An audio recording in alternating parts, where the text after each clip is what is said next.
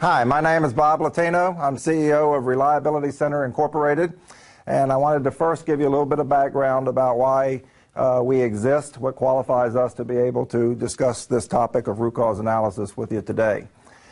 We were first established in 1972 as a research and development group for a company at that time called Allied Chemical Corporation. Today they're more commonly known as Honeywell.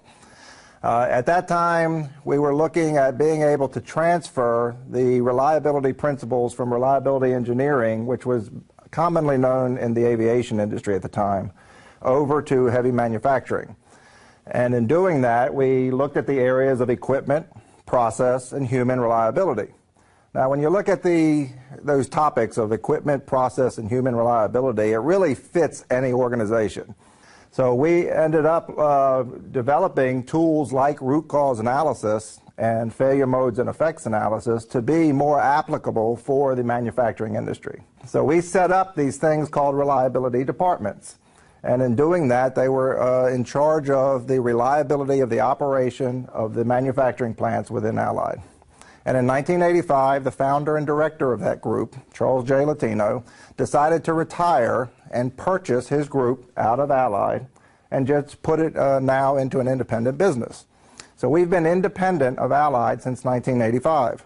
What I'm going to go through in this presentation is to be able to show you that root cause analysis is not industry specific. Root cause analysis is specific to the human being who has to solve a problem. But a gap in performance has to exist.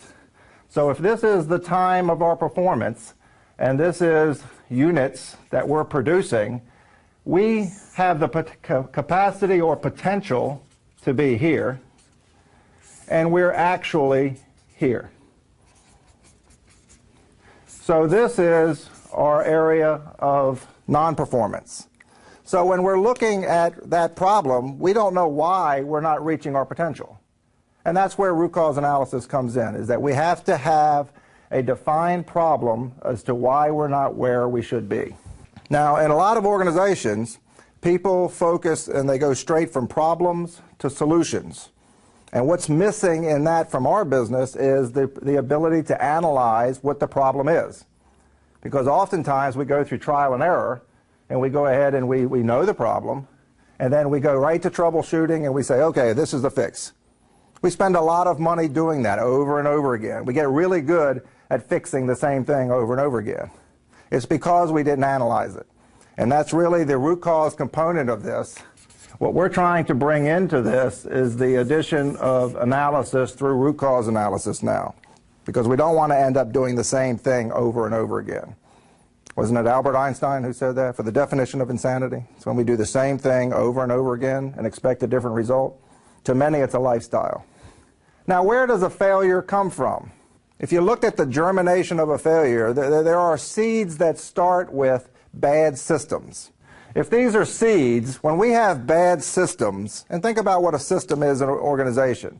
It's your policies, it's your procedures, it's your safety systems, it's your purchasing systems, it's your training systems. They are all put in place to help us make better decisions. But as we all know, when new technologies come in, new people come in, new systems come in, we're not very good at updating our systems. I mean, how often have we added a new piece of equipment in a manufacturing plant and then we didn't update the procedures of the people of how to use them? So think about that. When we have bad systems, we're feeding information which is not adequate into the minds of people that have to make decisions based on it. Now, based on that, they're making decisions off of good intent, okay? But when they make that decision to do or to not do something, they trigger a series of physical or observable consequences. So if you think of that like a chain link fence, that action that this person takes now is going to result in causing something undesirable. Then I'm going to have an effect of that. If I don't break the chain, I'm going to go ahead and I'm going to have another cause, and then I'm going to have another effect. In the end, if we don't catch it, we are going to have this undesirable outcome. And whether we like it or not, we're going to have to address it. And this is where, in a manufacturing plant, it might be that we're not producing enough product. We're producing a lot of product, but it's not quality product. In a hospital, we might have an excessive number of falls. Patients are falling in the geriatric unit or in the cardiac unit, and people get hurt and we have to end up paying claims.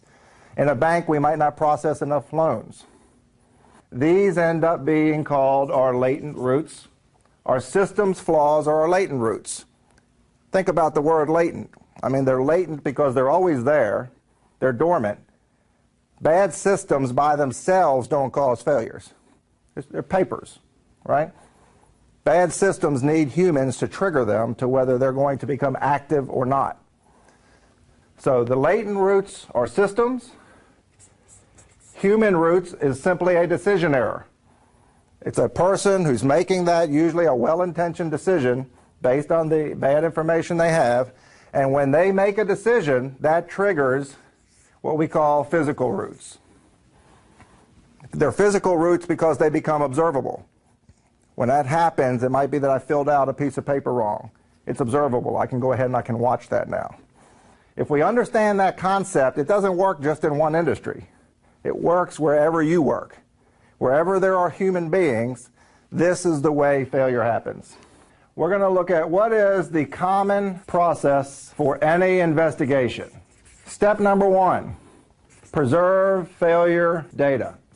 I don't care which of the crime shows that you watch, there's more than I can name, the NCISs, the CSIs, whichever one you look at, the common first step is preserve the evidence.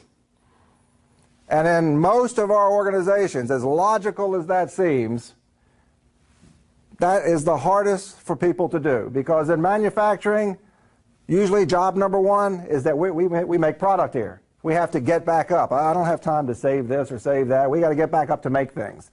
Same thing in a hospital. Something bad happens in an operating room. Well, that's fine. We will investigate it later, but we got to clean this up. We got another surgery coming in.